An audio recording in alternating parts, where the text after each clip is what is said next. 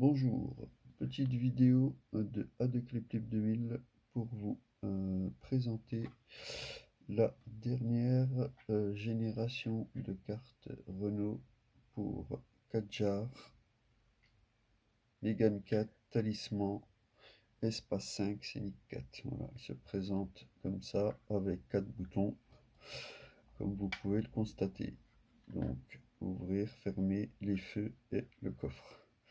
Alors, cette petite vidéo, c'est pour vous expliquer comment rentrer à l'intérieur du véhicule si vous n'arrivez plus à ouvrir avec les boutons ou en main libre quand vous vous approchez du véhicule. Normalement, vous devez juste passer la main vers la poignée et celle-ci s'ouvre automatiquement. De la même manière, elle se referme quand vous partez.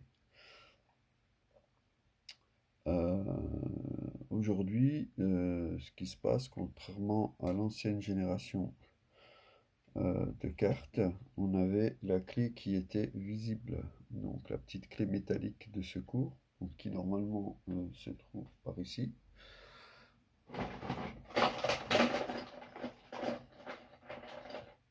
Voilà, et qui ressemble à ça. Voilà. Donc normalement, voilà, on appuie sur les boutons, ça marche pas.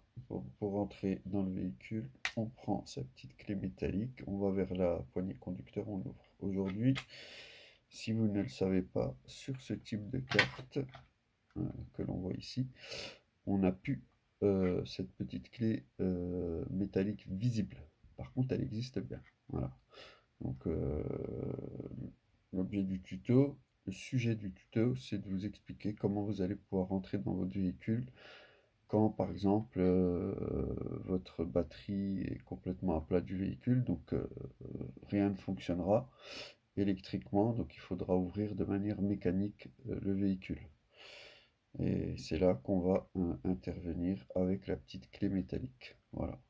Et ça peut aussi vous arriver de ne pas pouvoir ouvrir votre véhicule quand ne serait-ce que la batterie interne, la pile de la carte est complètement à plat. Donc là, il n'y a plus rien qui fonctionne et vous ne pouvez pas ouvrir le véhicule. Donc, ce qu'il faut faire, c'est tout simple.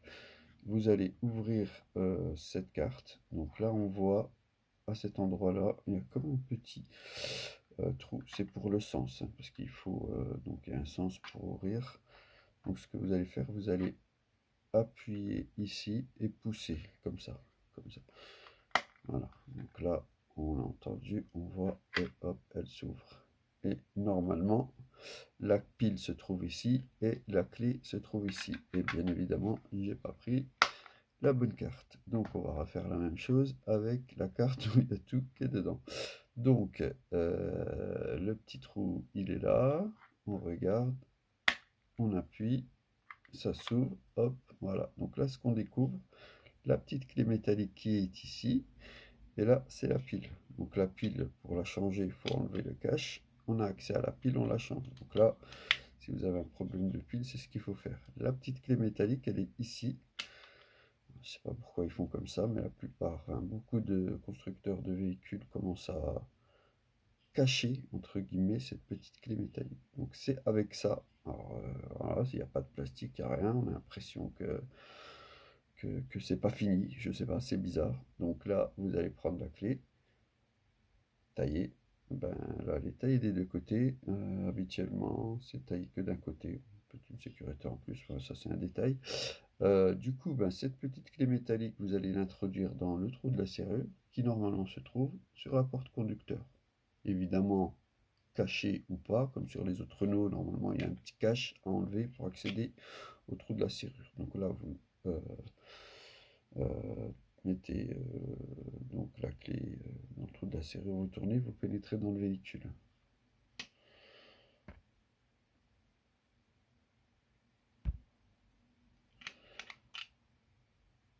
De la même manière que vous n'arrivez pas à ouvrir électriquement parce que vous avez un problème de pile, donc la batterie est complètement à plat, donc soit vous rechargez la batterie du véhicule, soit vous changez la pile.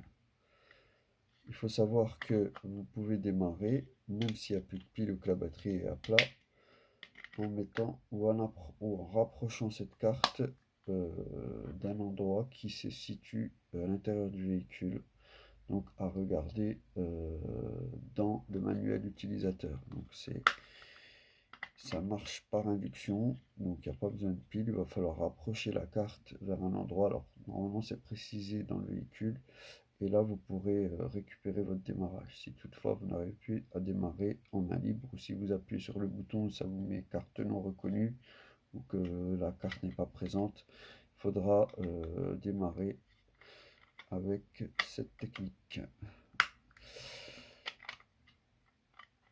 Donc pour la mettre, je m'y prends mal. Alors pareil, hein, pour la remettre, c'est pareil. Donc là, là on voit le petit trou, et là on voit une petite encoche. Donc là vous allez mettre, je clique comme ça, et vous allez repousser comme ça.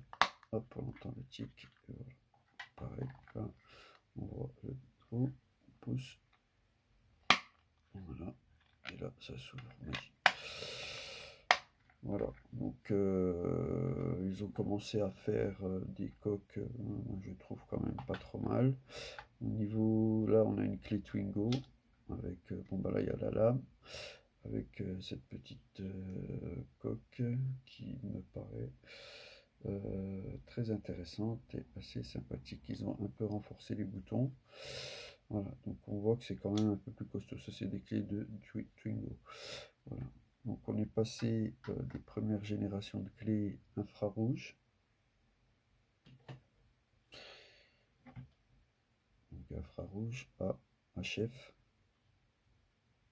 haute fréquence, à des cartes et cartes main libre. Donc voilà, maintenant on va tous avoir des cartes de ce type. On n'a plus besoin de mettre dans le véhicule, juste l'avoir dans la poche ou dans le sac à main pour les femmes.